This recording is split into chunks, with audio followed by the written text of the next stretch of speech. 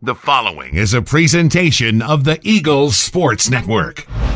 Alongside Carson-Newman baseball coach Tom Griffin, I'm Michael Watring for the Eagles Sports Network as Carson-Newman beats second-ranked Belmont Abbey by a 4-2 tally. And, Coach, so many different positive things to hit upon.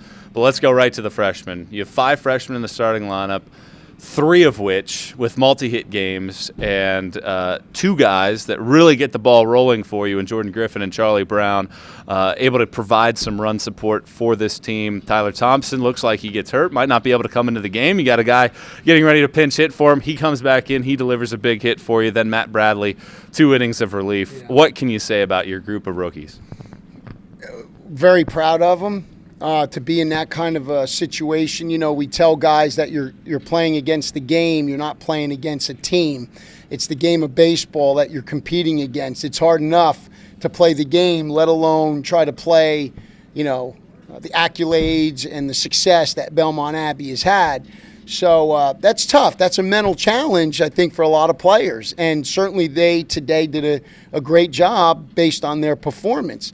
I thought our guys were very loose, and the way we play with our energy was good. And then they executed some situational hitting. We did some good things, advancing runners, getting the timely hit. Most importantly, though, our bullpen was outstanding. Able to limit some damage in the first 2 innings by Ryan Victory.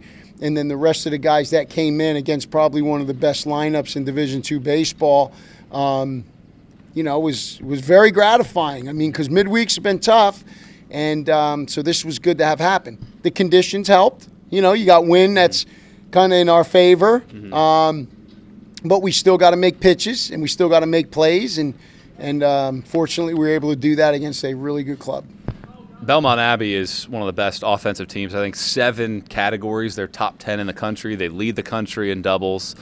When you look at the numbers, I don't know what the final portion was, but I think you were only like 55% strikes. You weren't necessarily doing a lot to get ahead of guys. What was the key to success for the pitchers today?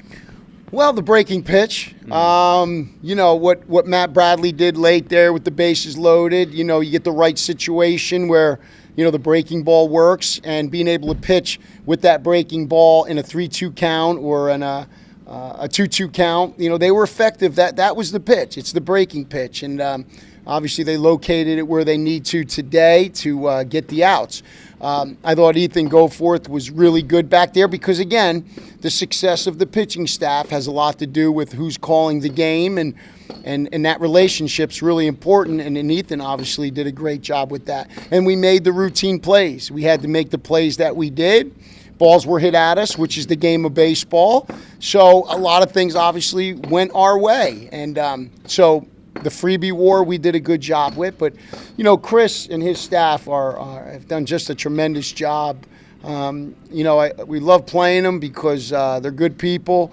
You know how their kids are going to play. It's going to be competitive. So, they come in with a good winning streak. He was telling me earlier, and Jeff May, his assistant, was like, man, we've come in here 3 straight years with a winning streak and lost. I'm thinking, wow, this wouldn't be bad this year, I'm thinking. And fortunately, we were able to do it. And hopefully that just keeps building about what kind of club we are if we play the game, don't play the team, take care of the little things. That's a cliche. That's the game of baseball. It's easier said than done. But we are capable of some good things, and I like the fact what our young guys are doing. You mentioned how you want to carry this. Well, your last 8 games had all been on the road. You had lost a couple games where you felt like you had an opportunity to win those games. Now to start the final month of the year with a game like this, how big is that for a group of freshmen that really aren't going to be freshmen anymore because of the experience that they've had, yeah. But to be able to get a win like this and kind of set the tone for what the final month could be like? Well,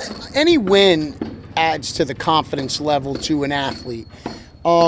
Whether the win is against a team that's 500 or a team with a 700 winning percentage, the win builds confidence. That's just a feel-good for all athletes. So I think it certainly helps when you have a team that's come in with the numbers they've had.